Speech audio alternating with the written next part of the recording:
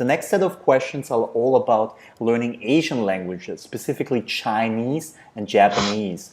For instance, Gustav asks, when you're learning Japanese and Chinese, there is a lot of ground to cover. You have to learn characters, you have to learn vocab, the sounds, the grammar. What progression would you suggest when learning an Asian language? Well, that's interesting because I always consider language learning as a holistic process, meaning you learn it as a whole. I don't focus too much on, I'm learning vocab, now I'm learning pronunciation. I learn everything at the same time. That said, I would say that in the case of Chinese, every language is different, obviously. So, for example, if you have a way to approach languages, it's a good way to to change it a little bit according to the language you're learning. Now, in the case of Chinese and Japanese, they're special languages, obviously, because they're completely different. First, they're completely different from a phonetic point of view. Secondly, you have the problem of characters. Now, I would say that in the case of Chinese, the most difficult and challenging aspect of learning Chinese in general is pronunciation. People have a lot of problems with tones because they're not used to tonal languages. Now, for those who don't know what tonal languages are, basically in every language there are tones.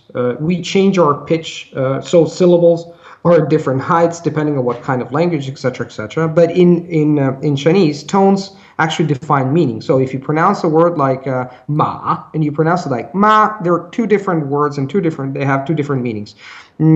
Now, that is difficult because it's completely different, but I think that people make it more difficult than it actually is. If you think about it, Chinese themselves, they don't know these things about tones. If you ask them what kind of tone is that, oh, the third, the fourth, but I don't think about it because they learn it by chunks, for example. They didn't learn the single tone. So knowing how to learn tones is quite important. And having said that, in Chinese, I would say that one of the most important things to do at the very beginning, is to focus on pronunciation. Not only how words and vowels are produced, so tones, and as well as consonants, because there are retroflex, they're called retroflex consonants, they're a little bit difficult, and then you can move on to other aspects of the language. Well, I would say, first of all, learning as a whole. Try to learn it as a whole, but focusing on pronunciation is not a bad idea, because once you get the pronunciation right, everything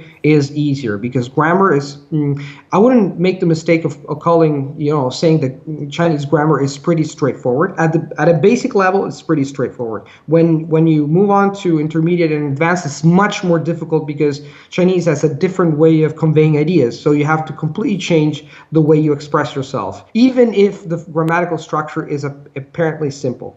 But in general, I would say pronunciation first. Obviously, you still learn the language, and then you move on, for example, to you create a bond between the sound and the written language, pinyin. The other step is try to stick to pinyin at first, the transliteration, in Latin alphabet, because it's going to be much easier. And then after 2 or 3 months, you can start learning characters. One more thing, and this goes for both Chinese and Japanese, is that the amount of characters that you can actually handwrite has nothing to do with your fluency. You can be fluent in Chinese without even being able to read characters if you wanted that to happen. But I suggest that recognizing characters and being able to read is an important part. If you want to understand the culture, you want to understand, it's part of the culture. So recognizing and being able to read characters is one thing, but to handwrite them is another ability. Language learning, when we talk about learning, reading, listening, speaking, we take for granted that they're all ingrained in our brains. And as native English speakers, as native speakers, we develop all these abilities at the same time. That's why we can do all of them. But as language, if we try to learn another language, you will see that you can learn to read, but not to understand. Connected speech, oral speech, or maybe you can understand, but you're not able to talk.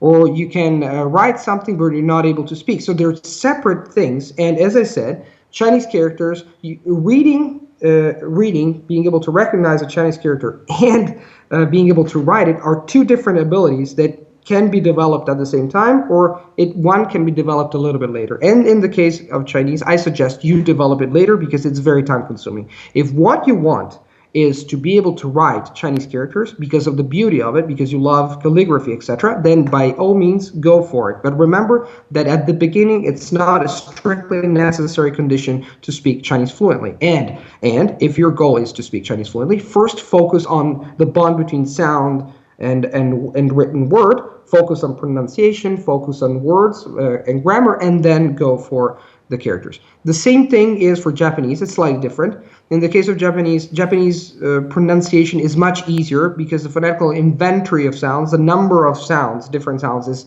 is not that complicated, especially for Italians, but in general. So on the one hand, pronunciation is not a problem. And maybe the pitch in Japanese, the pitch is a little bit different. It's a different problem, but that has to do with intonation. But I would say with Japanese, focus more on the language itself, on the syntax. The main challenge for us Europeans, the speakers of Indo-European languages, is the fact that in Chinese, in Japanese, as much as in Korean, the syntax is actually the opposite. You know, you don't say I want to go to China because I like it. They say China, I like it because, or since China want to go once. You know, it's completely different. So you have to focus on expressing yourself in a very different way, and then you can focus on you can refine pronunciation. So all in all, you have to consider the language as a holistic process. You have to try to tackle all these aspects at the same time. But in the special case of Japanese and Chinese, you have characters. If you want to learn characters, if that is your main goal, by all means, start doing that immediately. But this is one activity on its own. And then, obviously, you can focus also on the other aspects of the language. But this is pretty important. This is something very important to say, because I heard so many times, I got asked so many times, how many characters do you know? And this is like, hey, are you fluent? So that was like kind of, if you know 4,000 characters, then you're fluent. And it's absolutely not true.